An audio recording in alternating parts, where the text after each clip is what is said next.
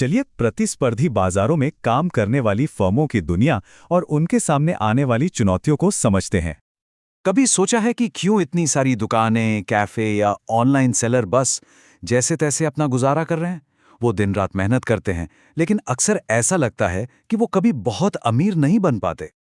इसका जवाब है कंपटीशन।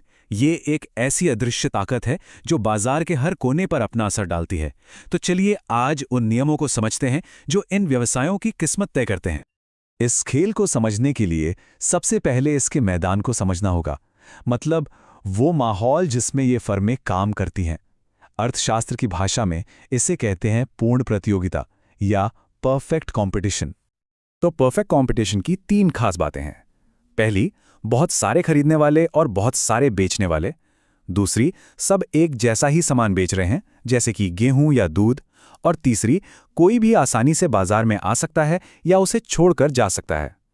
इन सब का नतीजा क्या होता है? कोई भी एक अकेली फर्म कीमत तय नहीं कर सकती। उन्हें बस बाजार में जो कीमत चल रही है उसे मानना पड़ता है। इसीलिए इन्हें प्राइस टेकर कहा जाता है।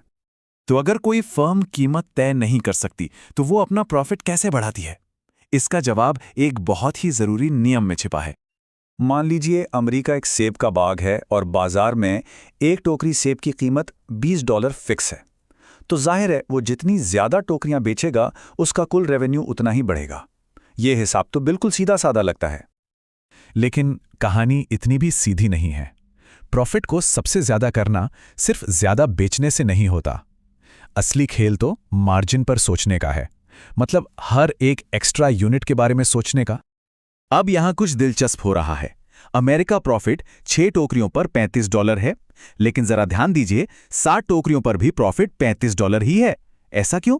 क्योंकि जो 7वीं टोकरी है उससे जो एक्स्ट्रा कमाई हुई यानी मार्जिनल रेवेन्यू वो थी $20, और उसको बनाने की जो एक्स्ट्रा लागत थी यानी मार्जिनल कॉस्ट वो भी ठीक $20 ही थी। लेकिन 8वीं टोकरी के बाद लागत कमाई से ज्यादा हो जाती है और प्रॉफिट घटने लगता है। तो सबसे जरूरी बात यह है, अर्थशास्त्र का सुनहरा नियम कहता है कि प्रॉफिट तब सबसे ज्यादा होता है जब एक और यूनिट बेचने से मिलने वाला पैसा यानी मार्जिनल रेवेन्यू उस यूनिट को बनाने की लागत यानी मार्जिनल कॉस्ट के ठीक बराबर हो। MR बराबर MC, यही वो जादुई पॉइंट है। लेकिन ये सुनहरा नियम तभी काम करता है जब कीमतें अच्छी हों। क्या होगा अगर बाजार में मंदी आ जाए और कीमतें गिरने लगें? तब फर्मों को कुछ बहुत ही मुश्किल फैसले लेने पड़ते हैं। यहां 2 रास्ते हैं, शटडाउन और एग्जिट। देखिए, शटडाउन एक टेम्परेरी फैसला है, जैसे कोई रेस्टोरेंट खराब मौसम में एक दिन के लिए बंद हो जाए। उन्हें किराया तो तब भी देना पड़ेगा। एग्जिट एक परमानेंट फैसला है, मतलब दुकान हमेशा के लिए बंद। शटडाउन का फैसला तब होता है जब हर सामान को बेचने से मिलने वाला पैसा उसे बनाने के कच्चे माल के खर्चे को भी पूरा ना कर पाए। और एग्जिट का फैसला तब होता है जब कीमत बनाने की कुल लागत से भी कम हो जाती है। इस बात को समझने के लिए एक उदाहरण लेते हैं। सोचिए, किसी ने $55 में एक हुडी खरीदी जो उसे फिट नहीं हुई। अब वो उसे ऑनलाइन बेचना चाहता है और खरीदार तक भेजने में $15 का खर्च आएगा।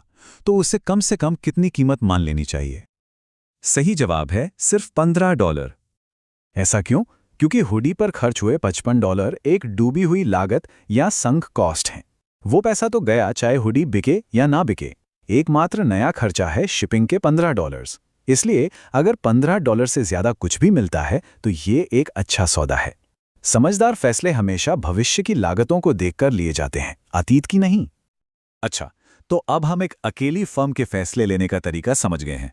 चलिए अब थोड़ा जूम आउट करते हैं और देखते हैं कि ये चीज पूरे बाजार पर कैसे लागू होती है। ये एक बहुत ही जरूरी आइडिया है, क्योंकि एक फर्म हमेशा उस पॉइंट तक उत्पादन करती है जहां कीमत उसकी मार्जिनल कॉस्ट के बराबर हो। तो उसकी मार्जिनल कॉस्ट का ग्राफ ही ये तय करता है कि वो किसी भी कीमत पर कितना सामान बेचेगी। असल में एक फर्म का सप्लाई कर्व उसका मार्जिनल कॉस्ट कर्व ही होता है। और ये बहुत ही शानदार तरीके से दिखाता है कि बाजार कैसे बनता है।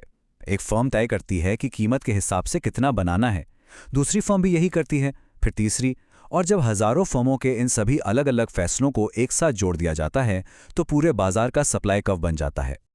और ये सब हमें एक बहुत ही हैरान करने वाले और जरूरी नतीजे पर लाता है, जिसे अक्सर जीरो प्रॉफिट पैराडॉक्स कहा जाता है। जरा सोचिए, क्या होता है अगर बाजार में फर्में अच्छा खासा मुनाफा कमा रही हैं तो दूसरे लोग भी ये देखकर बाजार में आ जाते हैं। ज्यादा फर्मों का मतलब है ज्यादा सप्लाई से कीमतें गिरती हैं, और जब कीमतें गिरती हैं तो मुनाफा भी कम हो जाता है, जब तक कि वो लगभग जीरो ना हो जाए। ये बाजार का एक ऑटोमेटिक बैलेंसिंग सिस्टम है। लंबे समय में बाजार एक ऐसी हालत में पहुंच जाता है जहां फर्म्स सिर्फ शून्य आर्थिक लाभ कमा रही होती हैं, और ये सुनने में जितना बुरा लगता है वैसा है नहीं। ये तब होता है जब कीमत बनाने की मिनिमम एवरेज टोटल कॉस्ट के ठीक बराबर होती है। तो सवाल उठता है कि कोई जीरो प्रॉफिट पर बिजनेस क्यों करेगा? क्योंकि इकोनॉमिक प्रॉफिट और अकाउंटिंग प्रॉफिट में फर्क है। अकाउंटिंग प्रॉफिट वो है जो सीधे सीधे कैश में हाथ आता है, लेकिन इकोनॉमिक प्रॉफिट में अवसर लागत भी शामिल होती है, यानी वो पैसा जो कोई कहीं और काम करके कमा सकता था। तो जीरो इकोनॉमिक प्रॉफिट का मतलब है कि वो व्यक्ति अपने बिजनेस में उतना ही अच्छा कर रहा है जितना वो अपने दूसरे सबसे अच्छे ऑप्शन में करता। इसका मतलब है कि उसका अकाउंटिंग प्रॉफिट अभी भी पॉजिटिव है। तो आखिर में ये पूरी प्रक्रिया हम ग्राहकों के लिए तो बहुत अच्छी है, हमें कम कीमतों पर सामान मिलता है, लेकिन ये हमें एक बड़े सवाल के साथ छोड़ जाती है। उन अनगिनत व्यवसायों का क्या जो हमेशा इस जीरो प्रॉफिट की धार पर चल रहे हैं? शायद यही कंपटीशन की असली कीमत है।